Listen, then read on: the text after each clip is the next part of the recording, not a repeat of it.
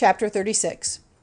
So let Bezalel and Aholiab get to work, with every wise-hearted man to whom the Lord has given wisdom and knowledge, to do whatever is necessary for the ordering of the holy place, as the Lord has given orders.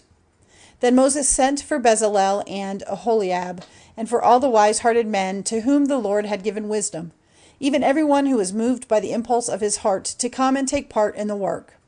And they took from Moses all the offerings which the children of Israel had given for the building of the holy place. And still they went on giving him more free offerings every morning. Then the wise men who were doing all the work of the holy place came from their work, and said to Moses, "The people are giving much more than is needed for the work which the Lord has given us orders to do." So Moses made an order, and had it given out through all the tents, saying, "Let no man or woman make any more offerings for the holy place." So the people were kept from giving more. For the material they had was enough, and more than enough, for all the work which had to be done. Then all the expert workmen among them made the house with its 10 curtains of the best linen, blue and purple and red they made them, with winged ones worked by expert designers. Every curtain was 28 cubits long and 4 cubits wide, all of the same measure. And 5 curtains were joined together, and the other 5 curtains were joined together. And they put twists of blue cord on the edge of the outside curtain of the first group, and in the same way on the outside curtain of the second group. 50 twists on the one curtain, and 50 on the edge of the curtain of the other group, the twists being opposite to one another.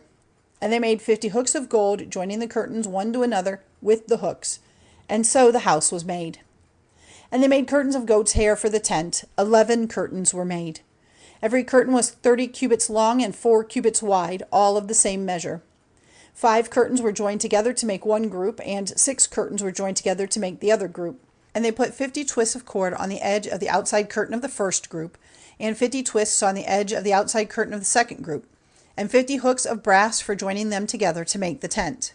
And they made a cover of sheepskins colored red to go over the tent, and a cover of leather over that. And for the uprights of the house they made boards of hard wood. The boards were 10 cubits long and 1 cubit and a half wide.